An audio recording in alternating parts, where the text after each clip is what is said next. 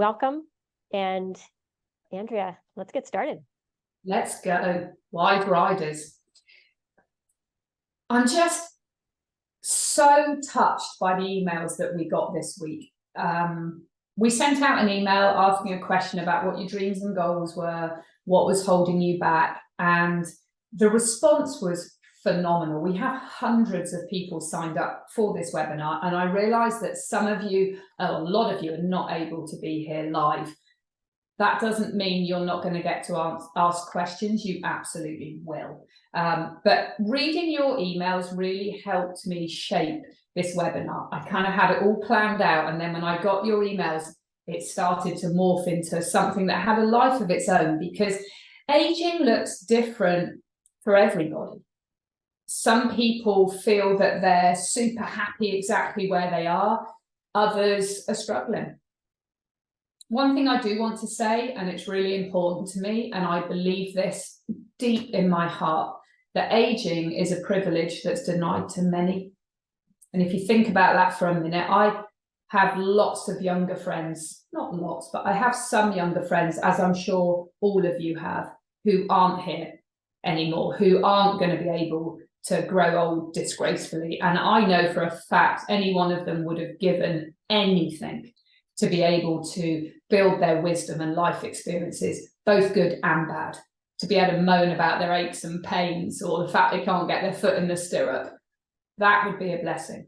So let's not forget that aging is a privilege denied to many. And that is the underlying theme of this. That said, we are going to dig in. So the messages that we received from you all, they were sobering and enlightening, uplifting, in equal measures, really. And it shows that aging is different for absolutely everyone, and everyone has a unique view on it, and that's wonderful. Some of you have overcome some really big medical issues and are still going through that, yet still riding. Some of you are struggling with strength and flexibility, and you're still riding. Some of you have horrendous nerves and confidence issues, and you're still riding.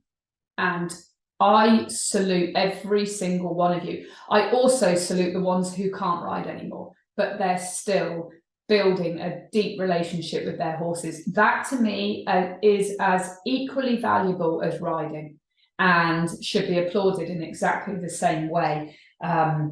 We have a lot of Pure Liberty students who don't ride and lots that do. Everyone's welcome and everyone's really important. What really shone through for me in all of these emails was the love you all share for horses and the gratefulness that you have for what they give you. You have guts, you have determination and tenacity, more than you could ever imagine. When I've read your emails, I can see the soul behind those emails of how much it means to you to be able to keep going with horses. And this is why Callie and I came together to do this Wise Riders webinar, because I feel like the older generation is a little bit forgotten in the horse world. What I want you to remember is your horses don't care. They don't care how old you are. They don't care if you're stiff. They don't care if you've got pins in your hip. They care about how you feel to them. Think about that. How do you feel to them? Are you angry? Are you sad? Are you happy? Are you joyful? You might not be able to change the vessel that's carrying you, that your legs are stiff or you're sore, but you can change how you feel and how you approach your horses. And I bet nearly all of your horses would say, I don't care if they can't get their leg in the stirrup. I like that person. And that's something that's really important for you to listen to. Listen to your horse, not the Mrs. Know-it-all at the barn who tells you what you're doing is dangerous or says you should be doing this or you should be doing that. Listen to your horse. How does your horse react when you walk in the barn? That's what all of this is about. So, I'm not actually where I'm supposed to be, this is what's really funny. I'm actually supposed to be in America with Callie, and my flight got cancelled yesterday, or day before yesterday. So you're going to have to bear with me a little bit. We've set ourselves up the best that we can here, but we're supposed to all be together in Pennsylvania. But that's one thing I've also learned from you guys. You've learned to be flexible in your minds about adapting to situations, barn changes, horse changes, situational changes. So yes, you're going to have to bear with me. I want to start with sharing my story. Aging suddenly seemed to erupt on me. And I know some of you don't like the word aging.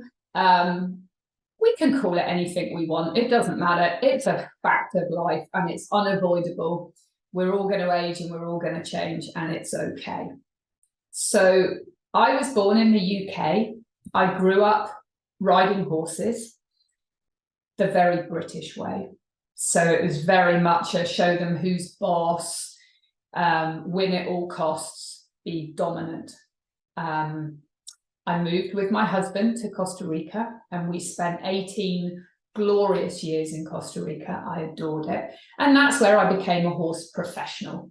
We had a horse trekking business. It was amazing. I loved it.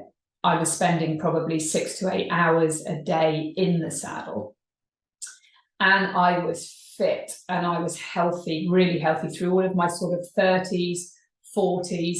I did have one bout of major illness in the middle, but it didn't really affect me too much once I was over it. But I was incredibly fit and strong. I was very gung-ho. I had no fear around horses whatsoever. I would get on any horse. I was known for, oh, she'll ride it, which, you know, that was a lot of ego tied up with that. I don't mind admitting that. And I think that's common for a lot of people. We all have an ego. There's no point in pretending that we don't. And it's definitely stronger when you're younger. So I was very fit and I was very healthy.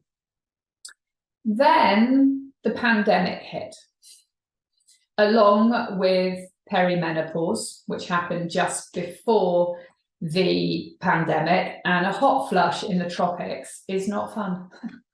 It is not fun. I lost so much weight. I was still very strong, but I was very skinny. And the pandemic started to raise its head. We at the time had sold our horse riding business, and I was accepting students in Costa Rica. In fact, I can remember being in Florida with Callie. We were presenting at a horse training forum in Florida. And I remember saying to her, this is great. You know, Pure Liberty's doing great. I have a full book of students in Costa Rica. I'm so happy with my life. I feel really balanced in everything. We'd done the trek across Costa Rica. I don't know if all of you know that, but I walked across Costa Rica with a horse, wrote a book about it, and we had a film. Everything was going great, as I'm sure it was for lots of you. And suddenly COVID hit. We had to make a choice of whether we stayed in Costa Rica or whether we came home to England. Chris's mother was very, very sick, and we decided we needed to come home for our family. So we packed a backpack each. We got on the last evacuation flight out of Costa Rica. And I can't tell you too much about that because I'll start crying. I get really emotional about it because I had to leave my animals behind. But we thought we were only going for a couple of months. But when we got home, we realised just how sick Chris's mum was. And we made the decision to stay so we could be with her till the end of her life. So we had a wonderful year of nursing Chris's mum, which was an absolute privilege and an honour. And also made me realise the tenacity in guts in older people. She was over 80, in a huge amount of pain, never once moaned. Every day asked me how my day was, how were the horses. She'd look at pictures of them. So it was an incredible honour to do that. But as I was working through that year, my strength was changing.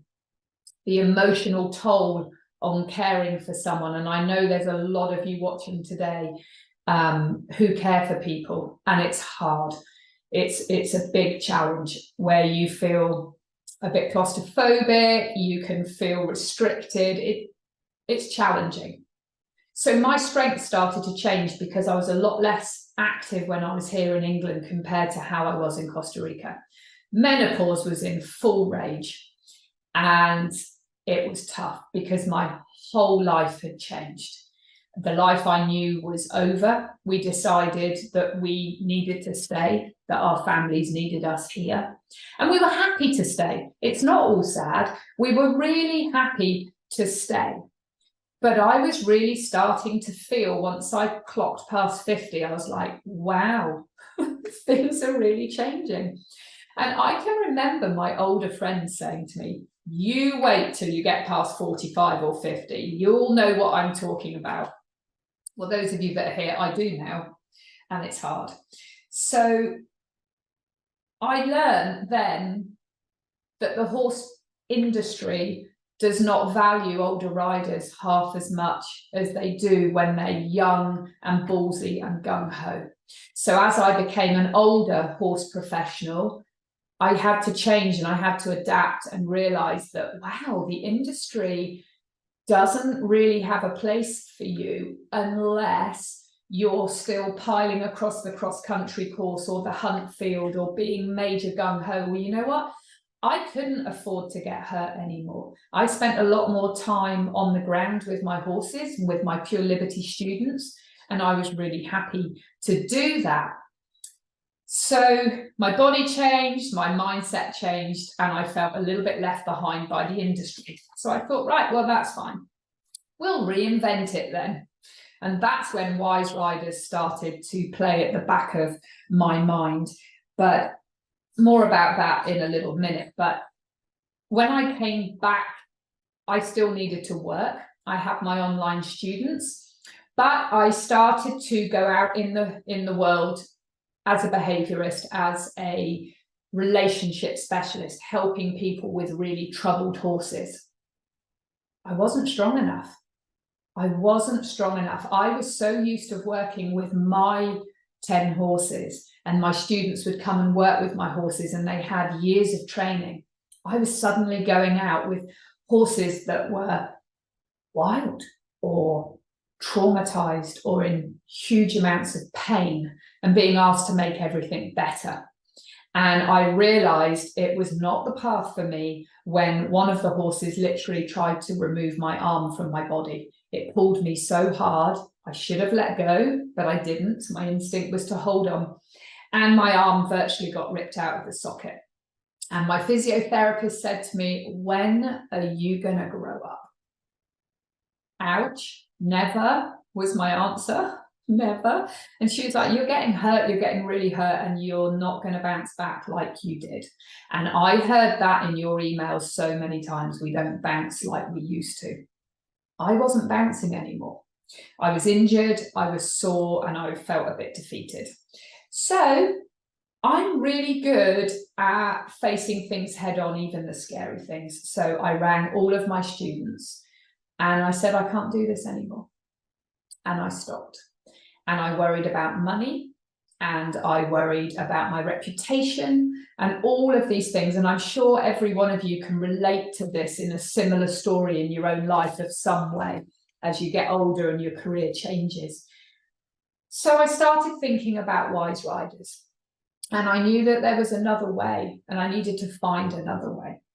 So it was time for change. It was time to either give up or reimagine everything. So that's what I did.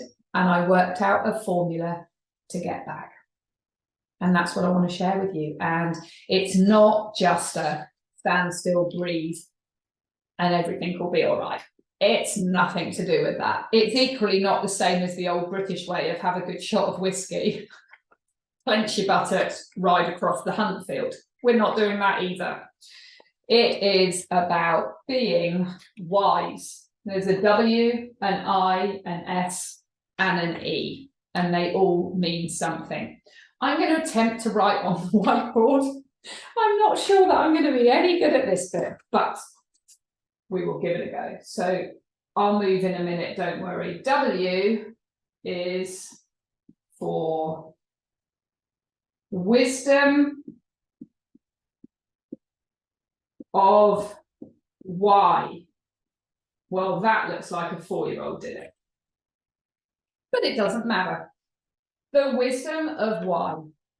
Why are you doing this?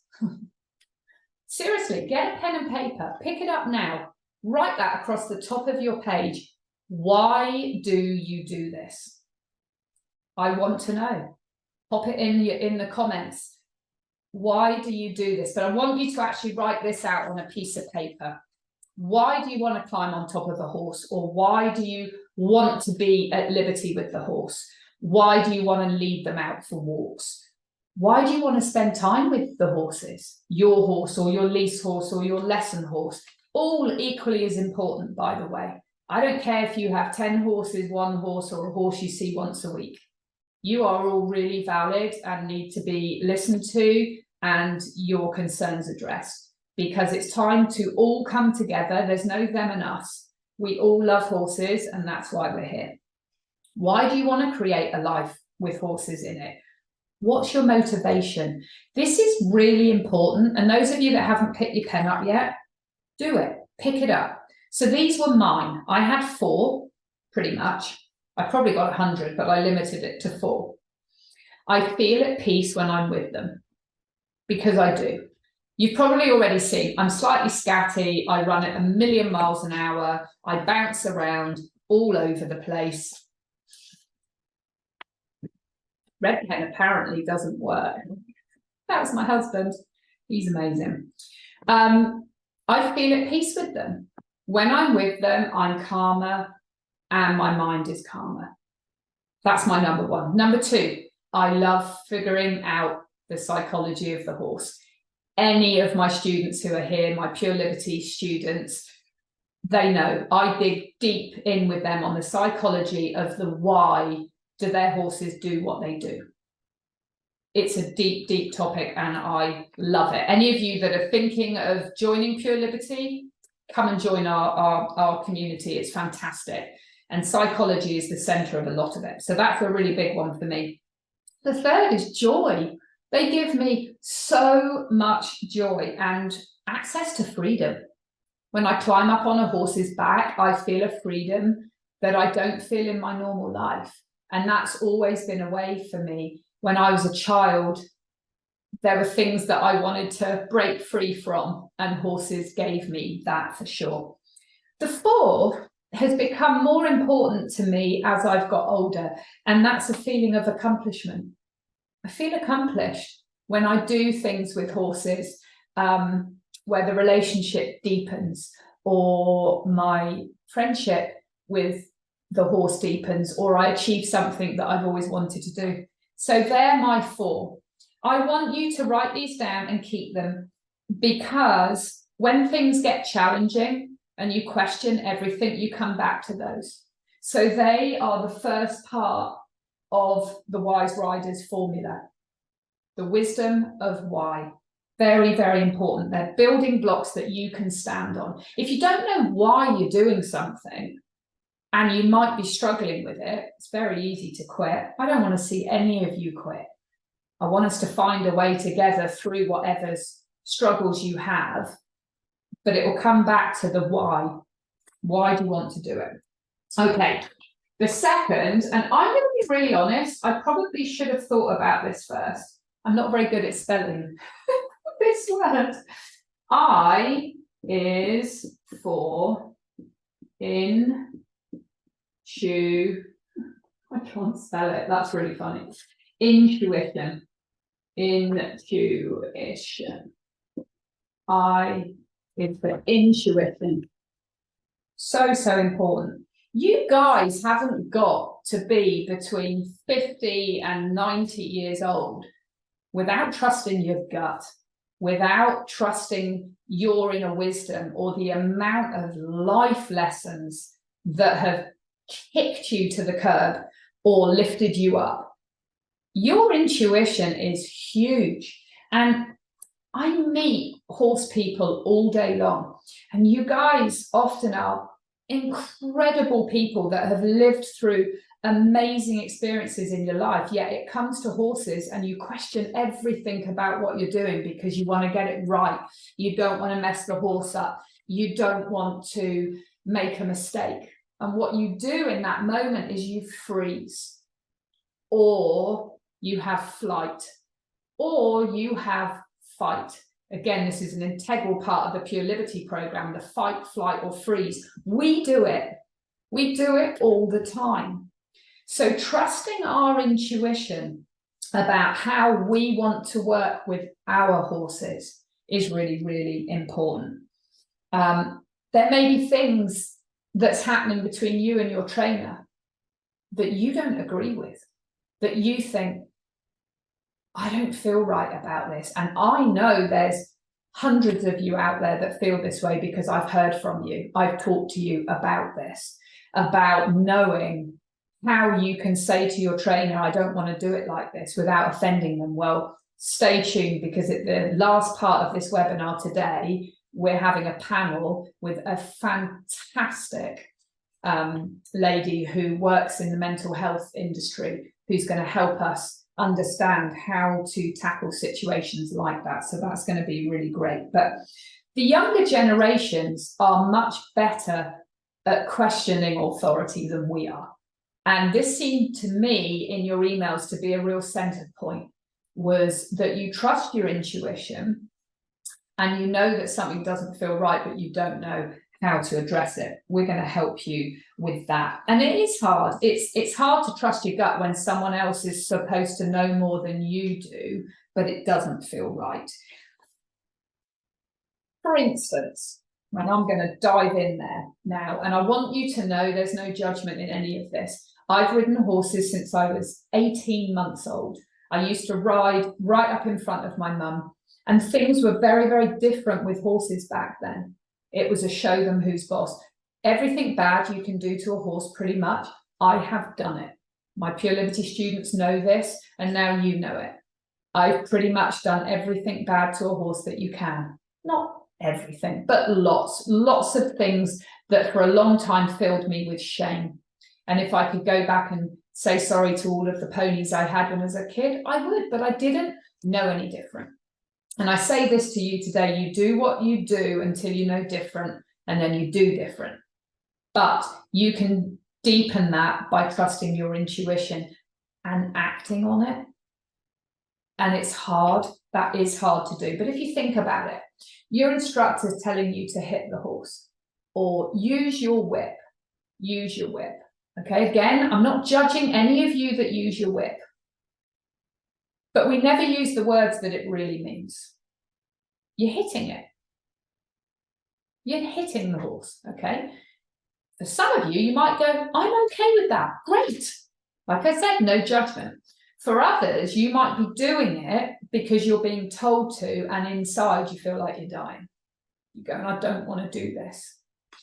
And it won't feel good, and it will leave a horrible feeling in your gut. And I cannot tell you the amount of times that I've had students say to me, my trainer or someone who rides for me, you know, whoever has done X, Y, or Z to my horse. And I know they shouldn't have done it. And I was so upset afterwards, and I asked them the question, did you stop them? I would say 9 times out of 10 people did not stop them.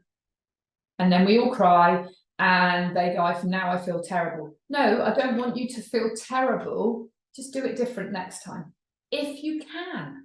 And that's the thing with this. There's no right or wrong. I'm not telling you you're wrong if you haven't stopped someone doing something to your horse that didn't feel right. But I'll tell you something. A soul unfulfilled is never going to be a soul at peace. And that's what happens when you go against your intuition. Your gut knows. And I'm sure your gut has got you out of many situations in life outside of horses where you needed to change something. And you found that strength and that tenacity somewhere to change it. And you did it. And you can with horses too. And I know there's many of you out there that go, yeah, no way I'm going to let anyone do something to my horse. Great.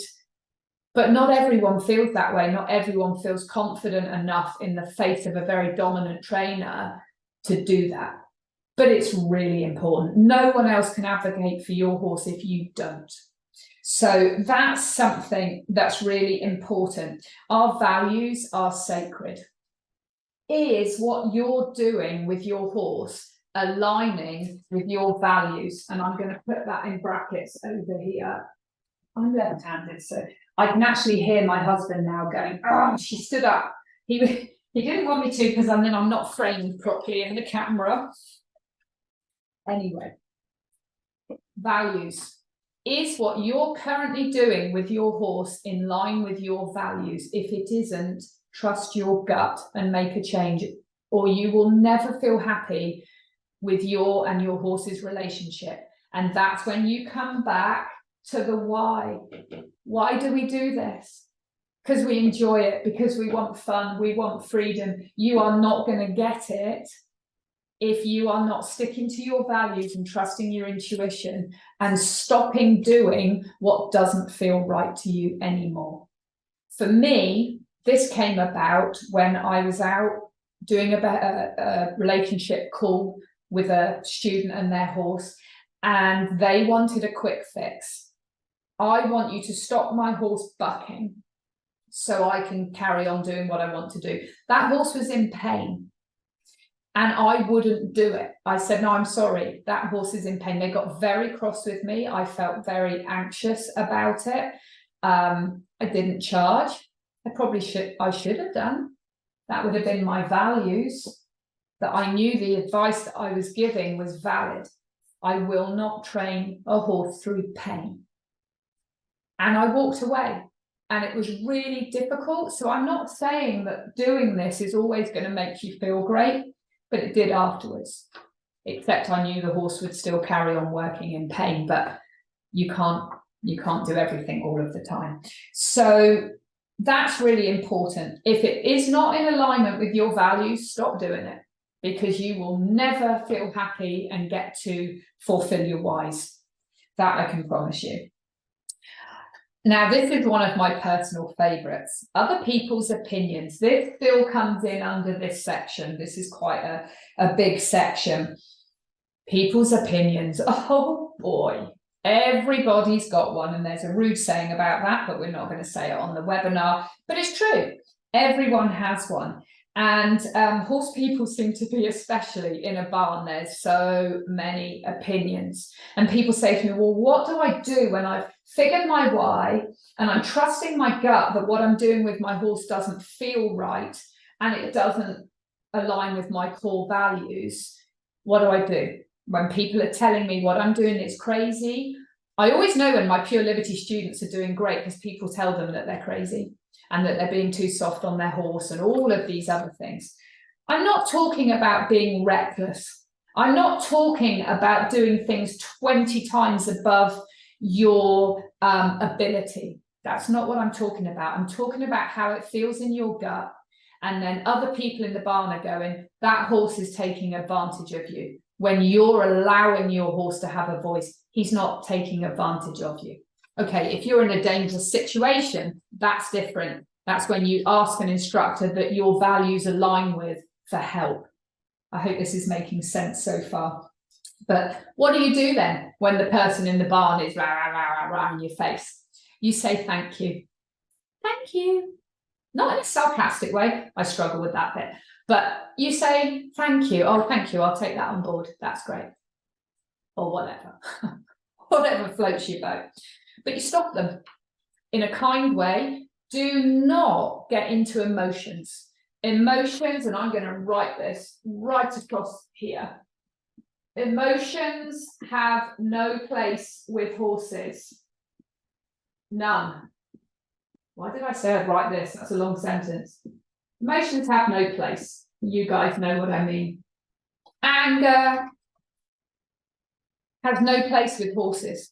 If you're getting angry with someone in your barn, take a walk outside and talk to them. Get away from your horse. There's actually a study that I'm going to ask Callie to put in the links later about horses being shown photographs of people's emotions caught on camera and then meeting those people, it would blow your mind. They didn't want anything to do with the angry people. So emotions have no place. So you say thank you to these people and you walk away. Okay, it's your job when you're with your horses to keep it all together. Okay, that doesn't mean you lie about it. That doesn't mean that you're false. If you're angry, go and be angry, just do it away from your horse. So stick to your guns, remember your why, trust your intuition. That was the really long one. The next one, S, is for safety. I'm rubbish at spelling, so I've done that wrong. Safety. Who wants to get hurt? I don't want to get hurt. I don't want you to get hurt. But I'm going to start by saying, I can't promise you're never going to fall off. I can't promise you're going to do this webinar and never get hurt. If you're going to climb on the back of a 1,000-pound animal, there is a chance you're going to get hurt at some point. Hopefully not. I'm going to be honest. I'm not superstitious, so I'll happily say this. I haven't fallen off in 20 years. And I say largely in part because I think I was doing a lot of this before I even realised it. And the last piece, the E, will bring all that together for you. But the safety, it's really important. I'm not talking about safety equipment.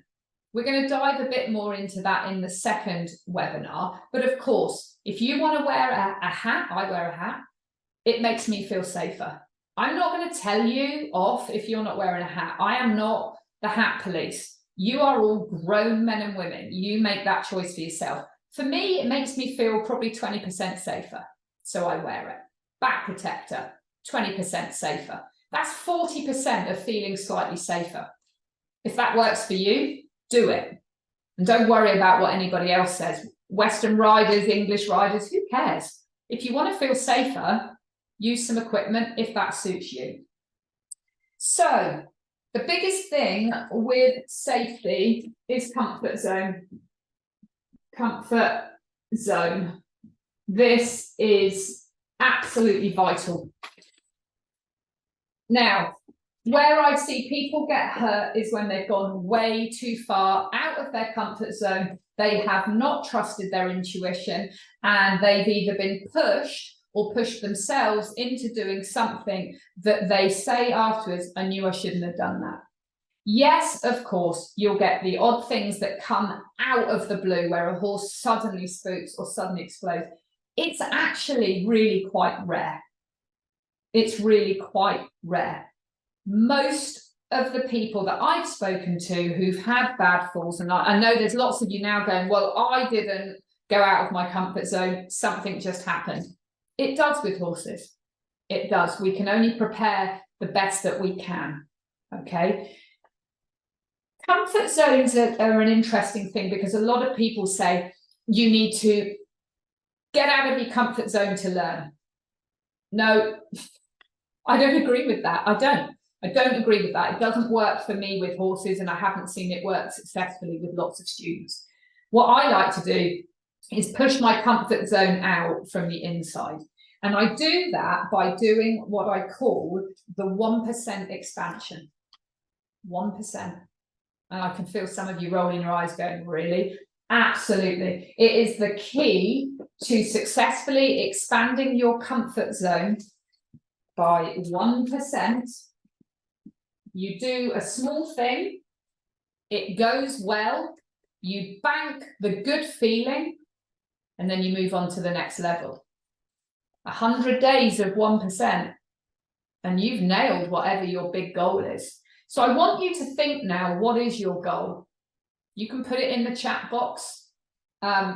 What is your goal? I saw for lots of you on the emails, it was brilliant. There was riding down the beach, there was jumping, there was getting a better relationship, lots of things. All of this can be broken down. And this is where I told you in the last email, I'm going to train you like I train horses. People say to me all the time, like my passion is bareback and bridleless. I am not suggesting that you do that. I don't want you to go and do that unless that's what you do. I train those horses in about 5 minutes a day using my 1% rule. So I'm going to give you an example of a 1% rule. So let's think about a more experienced rider now, those of you who are happily cantering, but you want to jump. Okay, how can you break that down? The ultimate goal being you go over a jump. Great goal to have, but don't go and try it all in one day. I'm assuming here you're happy up on riding and cantering, okay?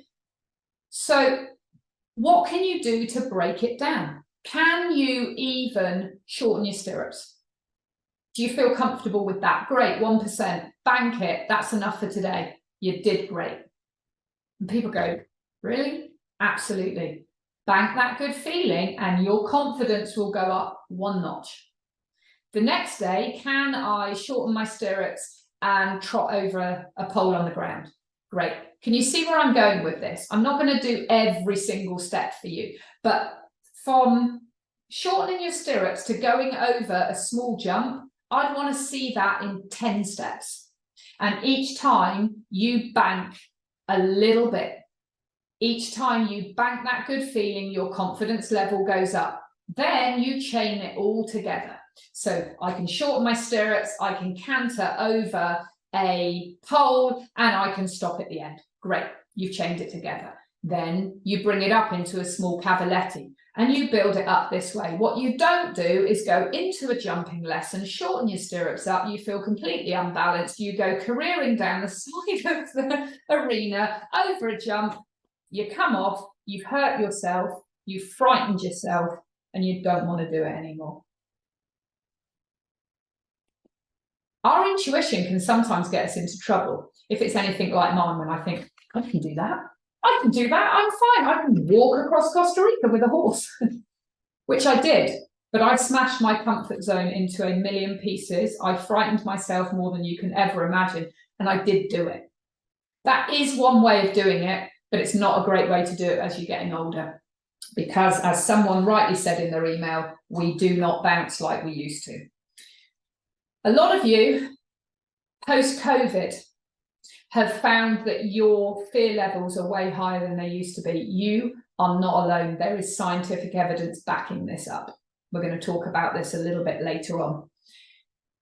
People are more cautious. Not everyone, but a lot of people are. And we spent a lot of time where we weren't able to ride like we were. And when you're older, the longer you're out of the saddle, the harder it becomes. So getting back on, that's another one. Break it down. 1% rule. Can you even go and sit on the mounting block and feel comfy? No. Sit there with a friend and a cup of tea. No horse. Can you lead your horse up to the mounting block and feel better? Great. Can you stand on the mounting block without a horse there? You would be surprised when you slow down and break things down into these incremental pieces where anxiety shows up, that you would have bust past because the instructor or whoever your friend has brought the horse up to the mounting block. Come on, get on. That's 10 steps, 5 steps, however many you want to do. Break it down, achieve small things, call it a day, bank it, and say thank you to anyone else who goes, that horse is fine, it will never shy, it will never do this, get on. Do what your intuition is telling you, and you will just do a 1% increment. Some days you might do 10%, but what you're not going to do is get on and get up there and go, I think I feel fine. Right, I'm going to go and ride. And it's not till you get 10 strides in and you're getting anxious and the horse starts to react to that, that you go, wish I'd got off. One of the most important rules I ever learned was when to get off a horse. And that's the first time it crosses your mind. I cannot tell you how many people said, I knew I should have got off. Don't build to that point. Build really, really slowly and bank the good feelings. That is the key for feeling safe, expanding your comfort zone. It's the why. Why do we do it? Because we love it. We want to ride. Trust your intuition. Build up with the 1% rule. Because then when you do have a little blip, because you banked 10 steps before, you're probably only going to go back 1 or 2 steps instead of pushing yourself completely out of the comfort zone and then going back right to the beginning and feeling scared. I hope that makes sense. Okay, E is for evaluate. Well, I'm really struggling with spelling today, which is quite interesting because I'm a writer. Thank God for spell check. Evaluate. This is when you get your pen and paper out after your session. And people always skip this bit. Don't, because this is where you get to bank how you felt about it. And you'll also then be able to think about, how am I going to break this down even more? Or actually, I think I can do a bit more. So evaluate, how did it go for you? Was it fun? And this is the bit you all need to remember. This is supposed to be fun. You're not supposed to be white knuckling it and feeling sick and feeling anxious and worrying constantly about falling off. That is not a part of your why, I don't think. So was it fun? Or was it too scary? Was it too much? Okay, that's fine. Break it down a few more steps. This is how I train horses. And I like to think it's really successful. And it's how a lot of people train virtually every species on the planet. And we are a part of that. It works for us too. So how did it go for you? Was it fun? Was it too scary? Did it align with your values? Does it line up with your whys? Okay, evaluation builds confidence. Because you might go, that was amazing. That was great. That felt good. Bank it, write it down. It can be incredibly liberating and it can make you realize you're ready for the next step. But for some people, it might be really heartbreaking. You might go, you know what? I can't ride anymore. I can't do this. And that is hard. That is really hard. And I know that is where some of you are finding yourself right now, because you've told me. There is so much more to being with horses than just being on their backs. When you get a good relationship with a horse and go for a walk with them and they're choosing to come away from the grass and follow you, or you're at liberty, it is just as nice as riding. It is just as rewarding, and it's a large part of my why. So some people might decide they don't want to ride anymore, but I think for most of you, this is going to be a really effective way to start to move forward and expand. So 1% for 100 days and you've got there. And like I said, some days you'll do 10%. So that is our whys. Wisdom of why, intuition, S for safety, E for evaluation. Okay. So I hope that's all resonated with you. We've got a Q&A coming up at the end. We're ready to go on to our next section, which I'm so excited about. But start to get your questions in the Q&A. You might not agree. That's fine. Tell me about it. Tell me why. Let's talk about it. Or it might have resonated, or you might want to dig in a bit deeper on any of these. So ask away. That's going to be at the end.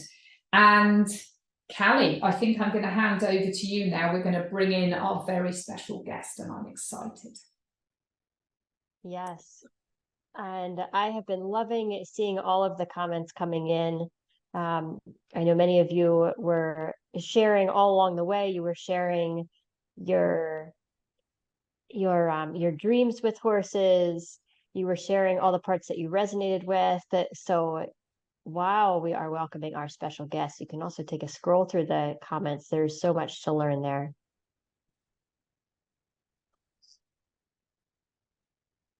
Wonderful.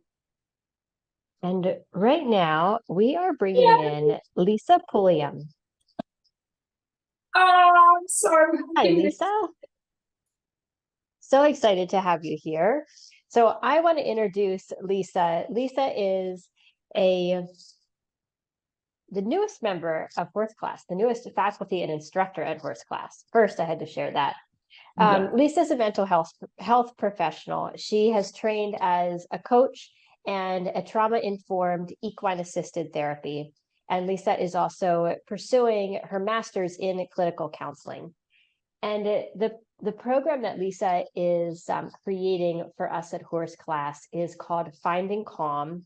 It's in development now, and it is for riders of all disciplines and all ages and experience levels, and really doing what the name says. So when Andrea and I were talking about this webinar, we immediately thought of Lisa and bringing Lisa's experience and wisdom to you here.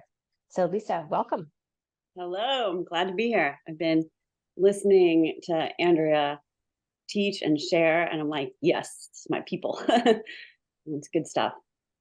Oh, wonderful. I'm so happy for you to be here, not just in your professional capacity, but you're also walking the walk. You're doing what you're talking about. You know, you are an older rider. I like to call it the next chapter of riding. And I know that you yourself have struggled with some confidence and fear, but you're still out there doing it. And I love that. So I'm going to dive straight in with the questions, because I know that's what everyone's going to want to hear, what you've got to say about this. So I want to start with confidence, because I would say 80% of the emails that we had coming in were people that were struggling with confidence in some form, or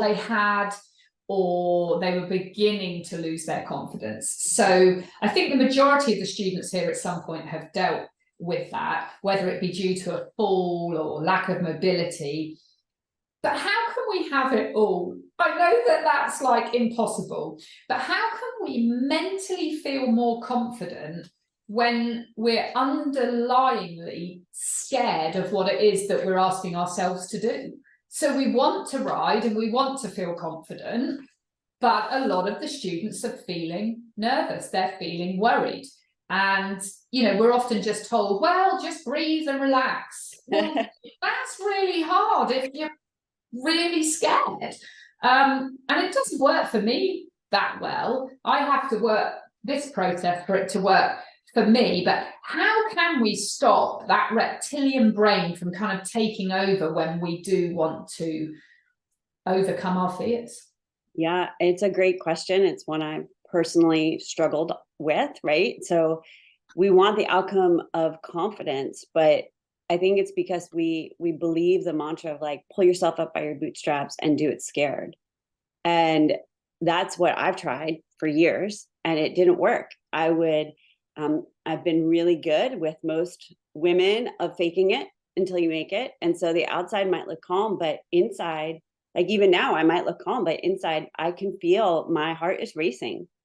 And I've learned to attune to what my body is doing. And instead of shaming that, slowing down and saying, what will it take to get to a place of calm, and do it from that place? So like, what do I need to do right now to feel less stressed? I know once we start connecting, that's actually going to help me, right? Feeling like we're just having a normal conversation is going to make me feel better. So relationships are a really helpful way of becoming more confident through that calm co-regulation. And then also just really having this confidence in, I know what my body and my mind and my heart is telling myself right now. And I need to pay attention to that and treat that with a level of respect, where a no is not weakness, but a no is just a not this in this capacity in this moment. Not yet. Not yet. Yeah. So it goes to that 1% rule that you are suggesting, which I think is fantastic, because it taps into the neuroscience, actually. Anything that is big, our body and our mind is going to see as a threat of harm. Yeah. And so if we can make it smaller, there's no perceived threat of harm. And then we could actually move through it in, you know, the language is grounded, and calm is really the piece of the puzzle. Yeah, that makes a lot of sense. What things can people do, like actually in that moment? Let's say they're walking up to their horse. My thing is, like, if you're starting to feel really anxious, walk a loop, take a movement around, like moving your body can really help. Yeah. What other ideas have you got that can help people right in that moment? Yeah, absolutely. Well, can I geek out a little bit on the science of the brain for a moment? Because this will explain 100%. it. Please do. Okay. So one of the ways that we can understand how the body is responding and that nervousness is understanding that your survival system is kicking into gear. And that survival system is the sympathetic part of your nervous system. So that's your fight, your flight, your freeze. There's also faint and also fawn. And that is symptomatic. So your heart will be racing, your belly will be flopping, your chest will tighten, your jaw will tighten. All these things are happening that we have gotten really conditioned to ignore. Can you explain the last two that you said? What did I just say? Your jaw will tighten. No, the fight, flight, freeze, and then you said two more. Faint, which is like a complete shutdown, and fawn, which we know as faking it. I'm fine. It's a survival mechanism. I don't hold, that feel the fear and do it anyway. I used to really try and push that on myself in some ways, but actually it was helpful in some situations, but not in others. Yeah. No. So practically speaking, I'm going like this with my hand because this is the brain model that I teach from and practice with my clients. So here's your brainstem. This is super simple. Your brainstem is your survival system. It's connected to the nervous system. And so a perceived threat of harm, which is you going to the field to get your horse, and even just feeling like your horse might turn and go in the other direction, is a sense of rejection. Yeah. And that's an emotion that elicits an insecurity, which is a kind of a form of fear, right? And anxiety. It's having that response. So boom, your survival system responds. But the next layer up is called the diencephalon. And that is in charge of movement. So your suggestion to walk or rock or play with your love rocking. Yeah. fingertips, or in a therapeutic practice called EMDR, tapping, like hugging yourself. That's the diencephalon, along with senses. So sight, sound, taste, touch, smell. So taking that breath, but looking long and far. Look at the sky, look at the ground, look at the grass. Breathe in what you smell. What do you hear? But we do that with our horses. In the Pure Liberty course, we talk about looking for mountain lions, looking at the outside environment and how much that helps the horses. I've never really thought about it in terms of helping ourselves. That's really interesting. Yeah, so there is a practice that I recommend and I do myself all the time. It's called 5, 4, 3, 2, 1. And it's write that down. Yeah, so it's you just take a few minutes. I usually do it when I'm going from the barn to the pasture. That's my time that I end up doing it. So 5 things I see. 4 things I hear. 3 things I smell. Which at a pasture is pretty easy on that one. Yeah. Then I'll slow down, and what are 2 things that I sense, like from that sensory perspective on my body? So it could be I annoyingly feel my socks bunched up in my toes. Or some people will say, I feel the wind coming across my face. Nice. So it's a sensory experience. And then the last thing, in like a traditional therapeutic setting, you do taste. But I find that can be a bit of a struggle out in a field. So I do one thing that I sense going on inside of my body, either a sensation or an emotion. So the sensation may be my belly feels hot and nervous, or it may be I just feel really peaceful right now. Nice. And I partner that with the breathing. So back to the breathing for a second. Part of the problem that breathing doesn't work for people is that we're not breathing diaphragmatically. So our breathing can be very shallow, and that increases the anxiety. But a true deep breath, when we inhale, your chest isn't supposed to go up. That's chest breathing. When you inhale, your belly should fill and go out, because think about it. The air's going in through your nose, down your throat, filling your lungs, pushing on your diaphragm, and that's what pushes your belly out. Yeah. And having made a joke about it's not just about breathing. Yeah. really important. It's really I don't know how important. many of you, have taken that, finally gone, Yeah. oh, I'm now taking a deep breath on the horse, and the horse copies you and does exactly the same. Exactly. All the time, that co-regulation. Same with heartbeat. Right. Yeah. Well, and so here's the deal. The slower and deeper you're breathing, the slower your heart rate. And horses feel the heart rate within 6 feet. So an elevated heart rate is going to tell that horse, communicate to that horse that there's a concern, and depending upon their personality, that changes how they respond. And what this helps with is, you hear people very superficially always say, leave it all at the barn, leave it all at the car, leave it all at the gate, all the emotional baggage. That's all great, but you need ways to actually do that. Right. You walk across breathing, but actually you're hyperventilating, and then your horse can feel your heartbeat from 6 feet away. You're just starting with it all just turning upside down, and then you go, now I'm scared. Right. So that's a really great one. In this, that's why I say, if you can take the focus off of breathing and just do the 5, 4, 3, 2, 1, and then in that process, begin to notice your breath and see if you can take a fuller, deeper breath between each of the numbers. Yeah. You're going to show up with a more grounded, more aware of your environment, more centered. And it's not the focus on, let's stop thinking about all the things from home and work. It's more of, let me choose to be present in this moment. And what happens, so the next layer up in the brain is the limbic system, and that's our emotions. It's also our relational connection hub.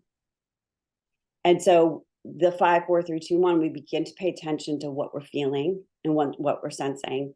And then the top part is the neocortex, and that's our thinking portion. And so the idea is, can we be grounded so we have an integrated brain and we're doing clear thinking things from a place of calm? And that's where to answer your question, that's where the confidence comes in, is I'm here, I'm taking care of myself, I'm paying attention to what's going on with my horse, I'm present, I can make good decisions. And you just set yourself up in a much better place from a decision-making point of view.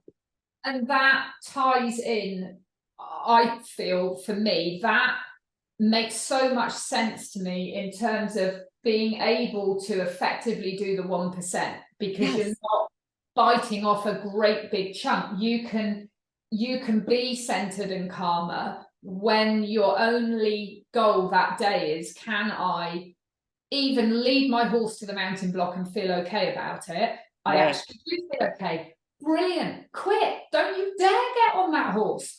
Right. Take him back. Go for a grass walk. There is always tomorrow. And this is something that always sort of, this isn't really a question, but just the point is, like, I see people struggle with the same problem for years and years and years, but they won't take the time to break it down and spend a month or whatever, a week doing it. And that leads me to my next question. We resist change. We resist change so badly. We all do. Even when we know it might be good for us, even when we know it's vital to move past a block. But as we age, I hear people say, oh, I'm too old to change. Well, I challenge that. And I think there's a lot of science to back that up. And I wanted to ask you about this because, neuroplasticity, it was always thought, when we were young, our brains were really, adaptable. Well, they've proven, haven't they, that now it's actually through all of the ages that it's equal. So why do we resist so much? And how can we embrace our brain's plasticity, for want of a better word, to create lasting changes? Talk us through that science. Yeah. I love this science because it's hopeful, right? Our brains have the ability to change, and it boils down to the neural pathways and the neurobiology, neuropsychology. So basically, we're born with all the neurons we need at birth. And those neurons, especially in the early developmental years, like your first 4 to 6 years of life, are firing and pathways are being developed. And so think about a child learns how to read and write when they're 5, 6 years of age. and think about the hot mess they are when they're 2 and 3, right? It's like, and if you look at the brain maps of what these neural pathways look like, you're like, no wonder why they're a hot mess, because all these pathways are trying to be organized.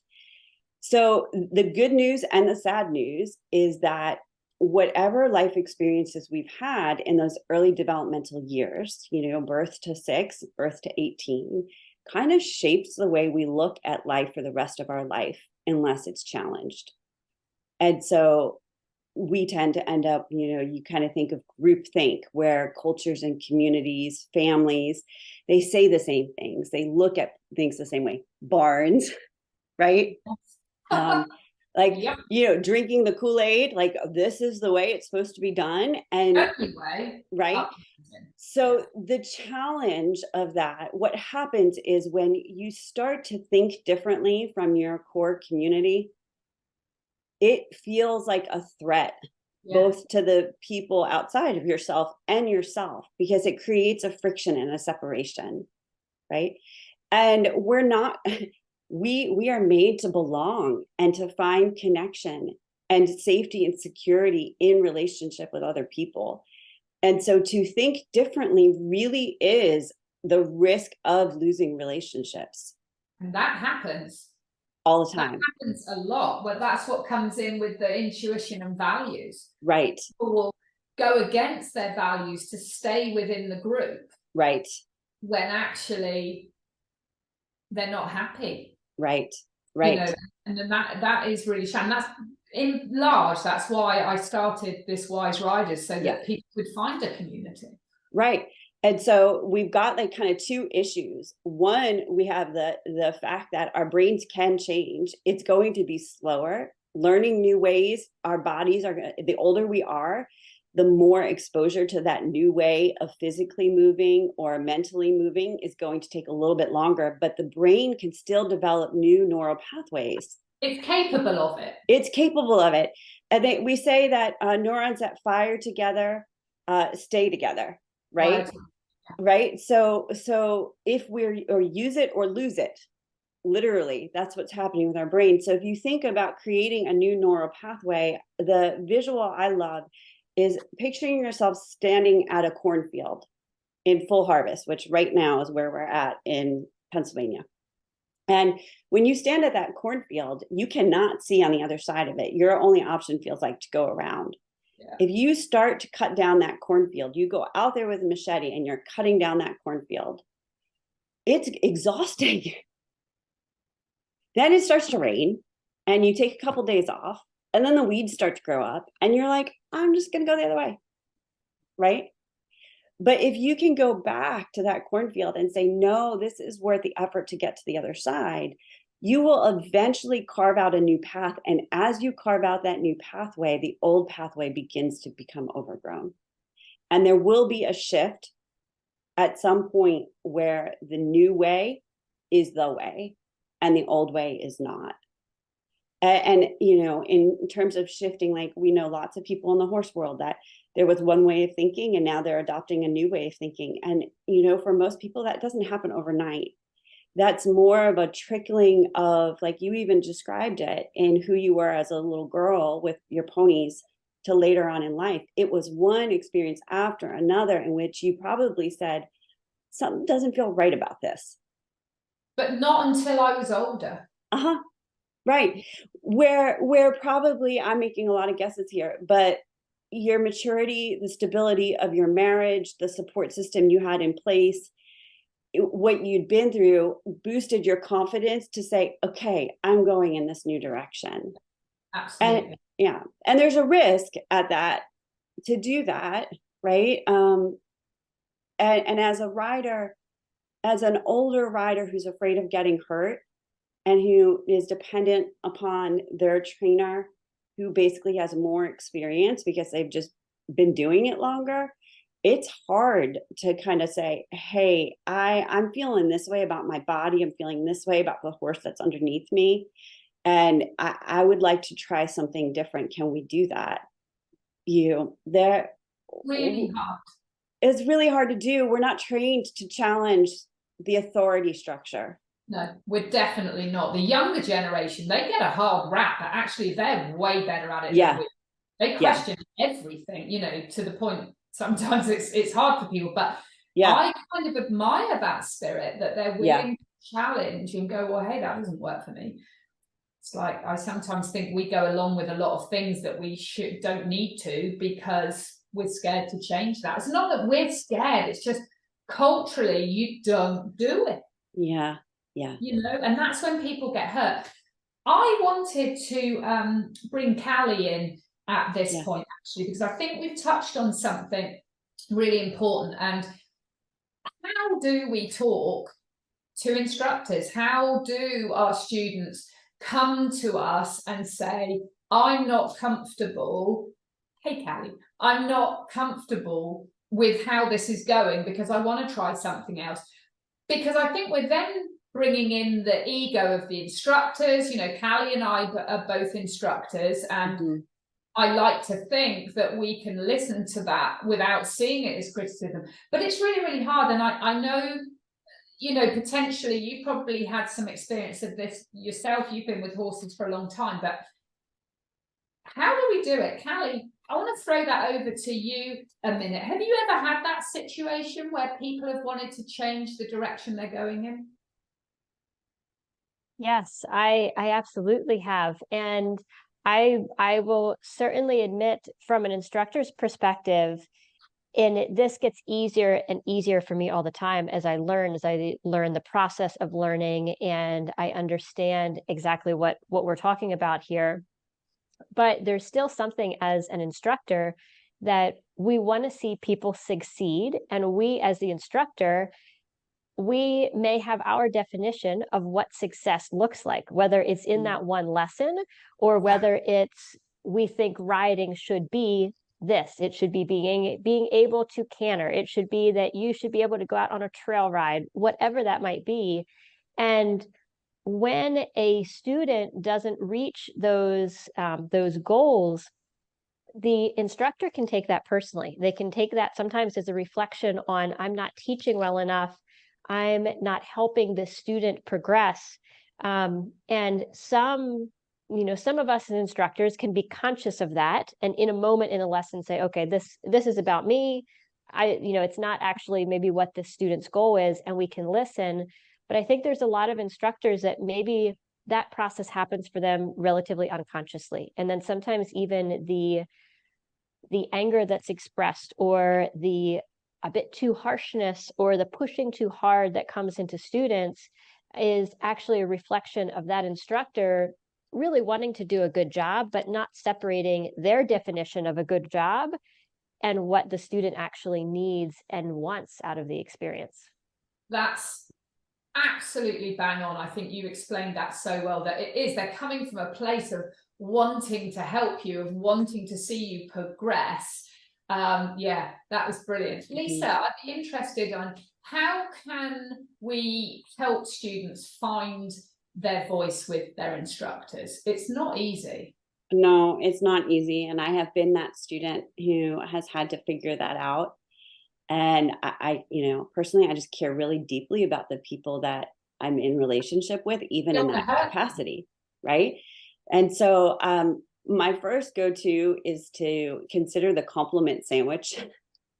So I was taught this years ago, where when you are going to have a hard and difficult conversation, to be able to lead with something really positive, and that's the bun of the sandwich, or the bread, top slice of the bread.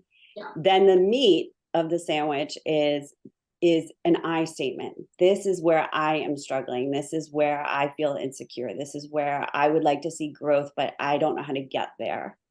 And then the bottom of the sandwich is, I know that you have your best intentions in mind for me. I hope this comes across as though I respect you and value you.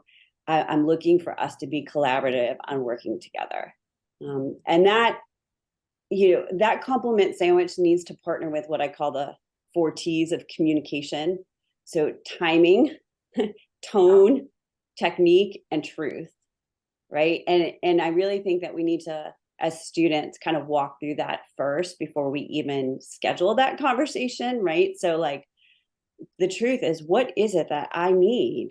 And is this person actually capable of giving that in their skill set, but in their personality, right? They may be the best trainer for our horse and the best trainer for our skill set, but if our heart and mind can't hear because we are not connecting on an emotional, relational level, it's not a good fit, right?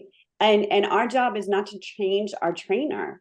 In that case, we need to say, I need to look elsewhere, right? Or I need this piece met elsewhere. And then, you know, the timing, tone, and technique, like the technique is like a compliment sandwich, right? The tone is, how are these words coming across? Let's not do it by email. Let's not do it by text. Can we do it face to face or phone? And then timing, like the beginning of a lesson, probably not a good time to do it. The end of a lesson, not a good time to do it. Can you schedule, like even saying to your trainer, like, hey, for my next lesson, I'd like to just meet and talk and not actually do anything with the horses. Yeah. So, and you're paying them for their time, right? Because for them to schedule a phone call with you outside of training, that they're not getting paid for that. Or offer and say, hey, I'd like a 30-minute with you. I'm going to pay you for your time because this is part of my training, but can we have this conversation? Yeah. That is so important. I love that about the timing as well, because it's so important, because usually it'll come out when emotions have run high. Yes. When we felt threatened, or we, you know, not by the instructor, but by what we've been doing, or not heard, or not, and then out it comes. And you know, it's the age-old thing, you know, aggression or anger quite often is based in fear, and it tends to shoot out our mouth at the very time that probably it shouldn't. Yeah. Because it's not going to go well for anyone. So that is really cool advice. So I hate to do this, but I'm watching the clock. Yeah. And I'm aware that there are questions coming in that we want to throw out to our panel here. So Callie, I'm going to pass that over to you. Yes, so we have some really good questions in already. So I'm going to ask, the first one was a question that came from Heidi, and there was a little bit of some discussion about this in the comments as you, Andrea, were talking about emotion and emotion with horses. And Heidi said, are only emotions of anger or frustration to be avoided? What about sadness, anxiety? And I would love to hear both of you just have some input on emotion and horses. Yeah, I think emotions are really difficult when it comes to horses, because humans, we tend to hold on to our emotions a lot longer than what a horse normally would. So you can watch a horse herd and there would be something will happen. I don't know, one a horse will spook, or one will be angry, or one's upset, and it flares up and then it's gone and it's over. We don't tend to do that. We tend to hold on. Have I ever been sad around a horse? Millions of times. Angry? Yeah, too many times. Emotional? Lots and lots and lots. So it's not about pretending that you're not. It is better to be honest.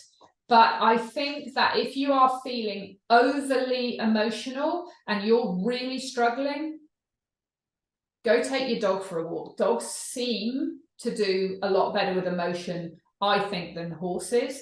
I've seen some horses, and Lisa, I know, is the one to talk to this.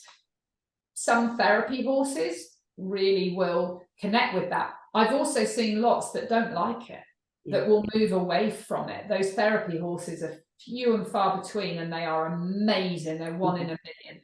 But our horses, I know Branna, when I'm really, really upset and I'm at my horses, she'll tend to bite me. Yes. Doesn't like it. So it's not about not being emotional, but it's choosing whether to be in their presence. Now, that said, I've seen people be mega joyful and super excited and get kicked. So it's not just about the negative emotions, it's the extremes of. it's okay to be a bit sad. It's okay to be a bit angry. They can seem to be able to handle that. It's when it's the big spikes, I see that's when it becomes fracturing. Yeah. Lisa, I'd love to hear your thoughts on that. Yeah, I agree with you. And what's coming to my mind as you're describing it is, what is our expectation of the horse when we have emotions?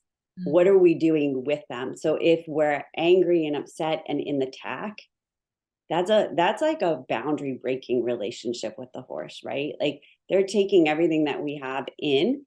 And I think out of respect for the creature, we have to take that and deal with that elsewhere.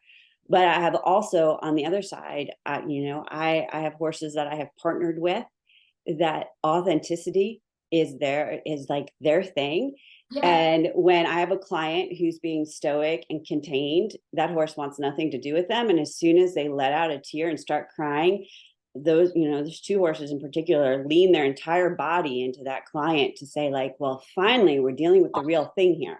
Being honest. Yeah. And so you can't pretend to not be what you are, but you can choose to remove yourself. Yeah. I really think that the key to it is treating the horse as though their emotional capacity is as sensitive as your emotional capacity, and understand that each creature is different, just like each human is different. Right? That's right. Yeah. Brilliant. I love that. Mm-hmm. Allie. We have another question here. This one came in from Laura. She said, my pony doesn't seem to like me or like to ride. I'm always joyful around her and pleasant, but whenever I go to walk her or ride, she pins her ears. It's very upsetting, and I'm new to the horse world. Is this unusual, and any advice? It's not that unusual. Mm-hmm. It comes up a lot. I'd be interested to know whether she's feeling it very personally, like whether it's hurtful to her, because that's always a really big one. I've seen big disconnections of people wanting the horse to like them too much. And again, this is no judgment. We've all been here. Going in with that mindset of, oh, I hope it goes okay today. It kind of gives off this energy that horses don't seem to like. And I've seen it universally with so many horses. And then they will take control sometimes of that situation and their dominant side, because every horse can be capable of dominance. It can come up where they go, well, I don't want to be around that sort of feeling. My advice is be a bit more aloof. Don't even try and leave them and take them for a walk. I would, with a horse like that, I tend to go out in the field and I will be walking around, checking fences, checking water, eating grass, paying attention to all the others. And quite often that horse will be like, well, did they not want me anymore? Just because I don't want them doesn't mean I don't want them to want me. And then they can start to show some interest. So just being that slightly more aloof and being brave enough, even if they walk towards you, to just go, I don't need you right now. I'm going over here. And quite often with those horses, it can turn that around. But Lisa, how do you feel you could help the student at this point? Yeah. I think you led with the right question is, what are you feeling in those moments? And I would even do a little, like a thought check inventory of what are the things I'm saying to myself as I'm driving to the barn, getting to the barn, in the barn with her, putting the tack on, all those pieces of the puzzle. I'd be doing a thought check, and with that, like a heart check. Like I have not everybody has a heart monitor on their wrist, it's in their watch, but what is your resting heart rate? Yes. And what is your exercise heart rate? And what happens to your heart rate when you're anticipating something? So when we go in teaching mode, expectation mode, conversation mode, our heart rate goes up. And some horses are super sensitive to that shift. Like my resting heart rate is 68. If I'm with a particular horse I'm thinking about right now, if my thinking heart rate goes up to 72, he's like, peace out. Yeah. And I'm like, excuse me, I'm allowed to think. But, for him, that is a raised level of intention in me that makes him concerned. Yeah. Yeah. Brilliant. I love that, Lisa. That's a really good point. Yeah. Callie. So I was just thinking our horses are incredibly sensitive, and I love the difference in horses. You know, it's whenever we get questions about horses, sometimes the width of the answer can go as wide as if we were talking about people. You know, all the different types of people and personalities and life experiences that we've all had and we all bring. And it just creates this richness of difference. And when we can embrace it as just a continual learning, it can also put it in a different perspective. Yeah. If I could speak to that for a second, just as a rider, you know, we've just moved my horse in the last month, and I have a completely different creature on my hand day to day. And I because of all the changing factors, I don't know what is the dominating influence on him at the moment. And so somebody just gave me a really great piece of advice that I'm taking them up on. I'm taking a lesson on another horse later today. Like, I just need to let my horse go be a horse. And I need to put myself in an interaction that feels a little different. And so I'm kind of excited to see what that looks like with all that's going on inside of me. And I think that sometimes for people who only have one horse or only interact with one horse, you can get like kind of stuck in a pattern of interaction. And it could be helpful to like go hang out with a friend's horse, or, you know, groom a friend's horse, or, you know, see if you could swap rides, just to kind of see how maybe like less blaming of this is my fault, and more understanding that our interactions are each of us bringing it to the table, and this is like our chemistry together. And it would look different if I had chemistry with another horse, and then you go back to working with your horse with that new piece of information. You talk about blaming as well. It's not blaming your horse either. Yeah. This is the situation we find ourselves in. And, you know, I was just cheering inside when you said that, because that's being a wise rider. That's being a wise rider of going, you know, go back to my whys. Why am I doing this? Because I want my horse to be happy. I want to have a great connection. You're not going to have a great connection if you take a horse that's just been moved, go and ride him, it goes wrong, you fall off, you hurt yourself. Then you weren't trusting your intuition. You went against your values. It wasn't safe. And if you evaluate, it's not going to come out good. Right. So that is being a wise rider. And if you work it the other way, you know, your why, you want a good relationship with your horse, Lisa. You've trusted your intuition. I'm going to ride a different horse. You're being safer. It aligns with your core values. Your comfort zone doesn't get smashed. And when you evaluate it, you're going to have new skills to take to your horse when he's feeling better. So for that, I say, thank you for being a wise rider. That is brilliant. I'm surrounded by very influential people who help guide me in good directions. That's great. Yeah, that's great. So, Callie, I see we're coming to the end of our 90 minutes. I feel like we could go on for hours. I do. I think we have two questions here that focus in on some of the riding and the comfort zone, you know, that 1% that you talked about. So I think we can look at these last two questions. Again, if you've put a question in that we didn't get to, I have it saved that we can follow up. And also you can email support@horseclass.com. So we might run just a few minutes over here, but we're recording everything for you.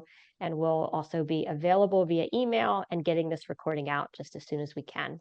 We will answer everybody's questions after, for sure. So I want to ask this next question by Amy. And Amy said, so much pressure from trainers and riders to take big steps, do the pace, do the hunt. How do you explain the wise theory to barn mates? Well, I'll be interested on Lisa's take on this, but for me, it would be, I trust myself, and I'm not afraid to be really honest about things. My students will know that about me. So I would just personally come out with, I know this might seem really crazy, you know what I'm like, but it's what's working for me at the moment, so I'm going to stick with it. And If it doesn't work, I'll do something else. But for now, I just really want to try it. Just keep it simple and be honest. Be honest about it. But Lisa, I'll be interested to see what you said on that. Yeah, I like that. I think that sometimes we feel like we need to give some sort of excuse or validation for why we're doing what we're doing. And I think that's something that people understand is the desire for happiness and joy. And so that could be a way to answer the question of like, listen, I want, this is a hobby. I want to have fun. I want this to be joy giving, not stress inducing. And so I'm going to just take a pause for a season and try this new method, of being a wise rider, because it feels very promising to bring me joy. And then I will be able to do the things you're asking me to do from that place of confidence. I like that.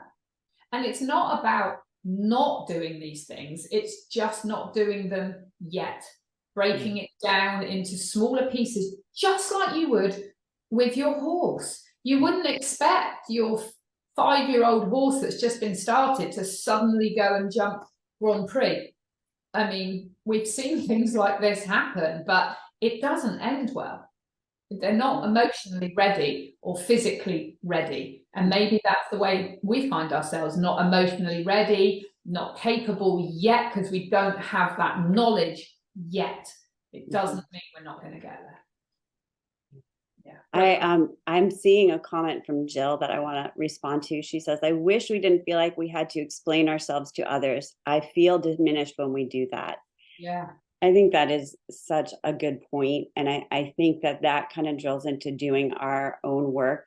I mean, that falls into, if we're feeling like we have to explain ourselves to anyone, that's rooted in a way of being in the world that happens outside of the tack. And, we can begin to do the work outside of the barn, maybe where it's less vulnerable, and begin to say, with people who are safe, and they ask you where you want to go to dinner, and you say, I want to go to Chick-fil-A, and they say back to you, well, why?